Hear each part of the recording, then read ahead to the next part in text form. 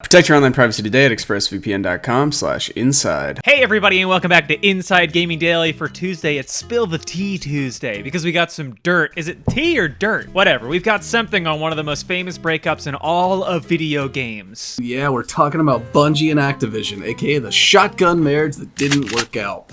Yeah, you didn't have to marry Activision just because it was pregnant, Bungie. You didn't have to do that. This isn't the 50s anymore. But yeah, you might remember the two had a very high-profile split last year, announcing that their almost decade-long partnership was over and that Bungie would be leaving and taking Destiny with it. I'm taking the kids and moving in with my sister. Yeah, it was huge news, but everyone wondered what was really going on behind the scenes. Since the split, they've basically played nice, not talk smacked about the other side until now. Yeah, in a recent interview with YouTuber Hidden Xperia, former Bungie board member and composer Marty O'Donnell compared the relationship with Activision to a bad marriage that had red flags from the start. It's pretty much what we figured, but O'Donnell, who is legendary for composing the Halo trilogy score, among other things, finally dished some dirt on the whole situation. You might remember that Bungie partnered with Activision back in 2010 after their very high-profile breakup with Microsoft. And one of the main things Bungie wanted in their new contract with the publisher was control of their own IP. So it was sort of a rebound. I mean, they had it lined up before they even left. Is that a rebound? Ooh, a bit of a homewrecker. That was easier said than done, though. O'Donnell said that Activision was the only big publisher to grant them that IP ownership. At one point, they even considered going back to Microsoft. He told Hidden Xperia the reason why we went to Activision was not just the money, but it was because as a part of the contract, they didn't own the IP, and IP ownership was obviously a big deal for the developer that created Halo, one of the most famous franchises in all of gaming. But Halo is also owned by Microsoft now, and Bungie obviously didn't want that to happen again when it came to Destiny. So they went with Activision, which O'Donnell and the 6 other board members of Bungie signed off on. Still, O'Donnell said that the Bungie team had reservations about getting in bed with Activision. He said that the partnership wasn't a marriage made in heaven at all. We're kind of pushing this metaphor of marriage. I like far. it. I like it.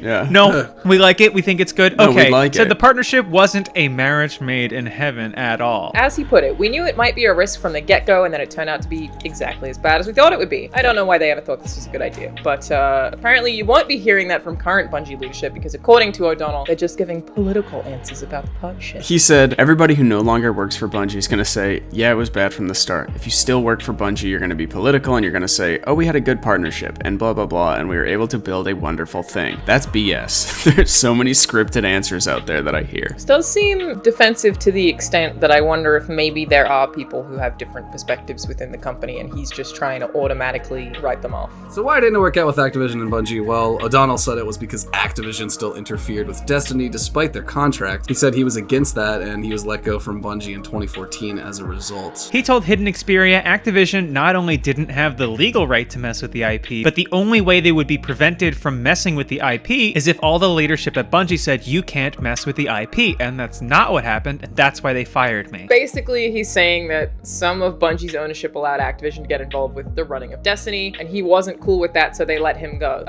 You'd think that him not being cool with it would just mean he would go. I feel like there has to be a little bit more to that. Side note, speaking of nasty breakups, O'Donnell and Bungie didn't exactly have a friendly parting of ways. He later sued Bungie over his firing, so that's the opposite of friendly. That's about as bad as it can get. After it forced him to give up his shares and the rights to any future profits, that was ruled illegal. Yeah, it seems illegal. Seems illegal.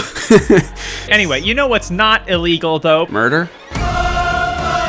Printing all your postage needs right from the comfort of your own home. Stay the hell inside and keep your nasty germs at home. You freaks! Thanks to Stamps.com for sponsoring today's episode. Today's episode of Inside Gaming Daily is sponsored by Stamps.com. Folks, we need to avoid crowds.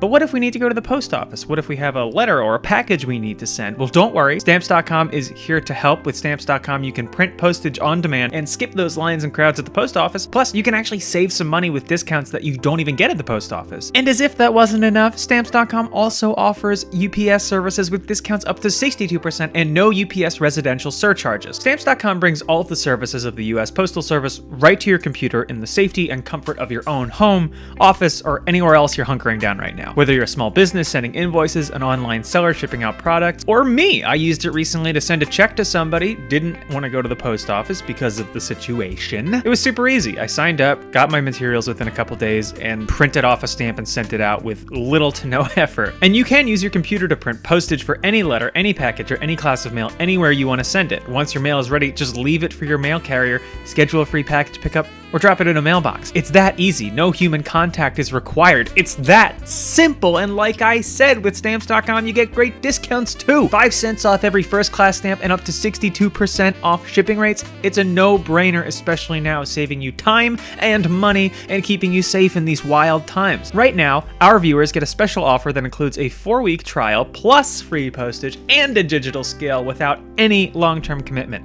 Just go to Stamps.com, click on the microphone at the top of the homepage and type inside. That's Stamps.com, enter inside. Stay safe, my friends. And why don't you mail a letter or two? What the hell, right?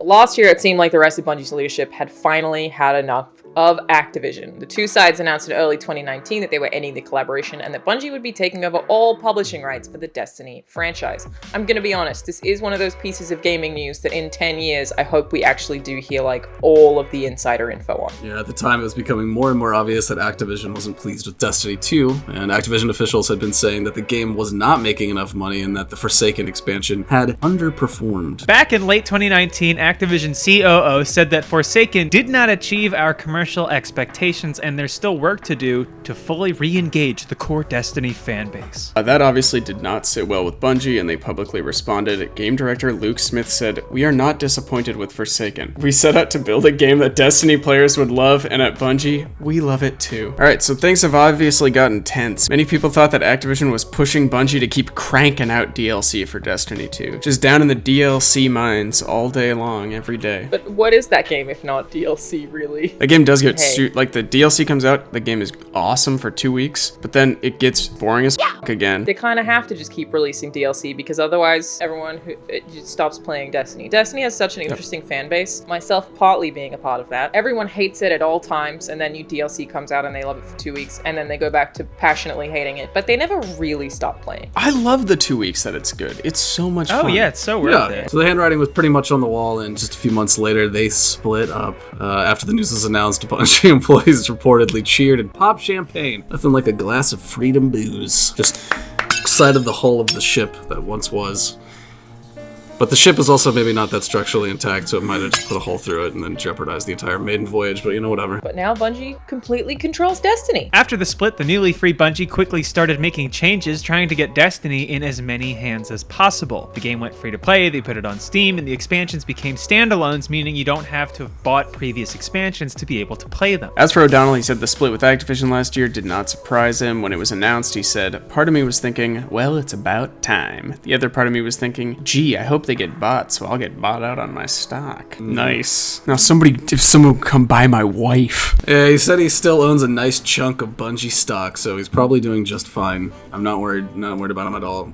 So what have we learned here? Well, that the big publisher is usually going to want its fingers in your game, even if you have a contract that says otherwise, because publishers are always going to want more and more money. Like, there's got to be limits on that, but if they are giving you your funding, like, I feel like that's almost a situation for, like, Inside Gaming and Funhouses. Like, we're owned by Rooster Teeth. We operate relatively independently in terms of what our content is. But if they were like, hey, could you do this? We'd be like, yeah, daddy. No! But it sounds like Bungie learned this the hard way and eventually bought their own freedom. And we're sure that their new partner, NetEase, won't mess with their game at all. What could possibly go wrong? There's actually this really complicated thing where if you get involved with a Chinese publisher, publishers generally won't want to touch you for a really long time, and it can kind of doom your studio, because a Chinese publisher having access to all of your video games information often means that they will find a way to just replicate your game legally. It's like a very ongoing thing where as soon as you partner with any Chinese publisher, every Western publisher is like, we can't touch you.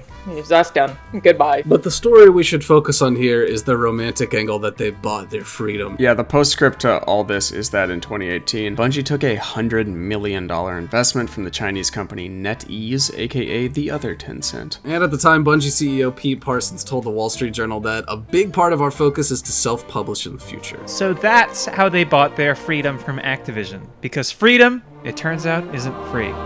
good luck, Bungie. yes. Do one of those like hard and short salutes. Buckle 5, who will? Me and the guys chipped in to get you these denim shorts. No, there's a hefty fee. I'm taking the kids and moving in with my sister. Hey everybody, and welcome back to Inside Gaming Daily for Wednesday. Let's hunt for the demise of loot boxes as more and more developers are flushing them down the toilet before the law catches up with them. This is forced morality at its finest. Big news in the loot box world recently. Another game has decided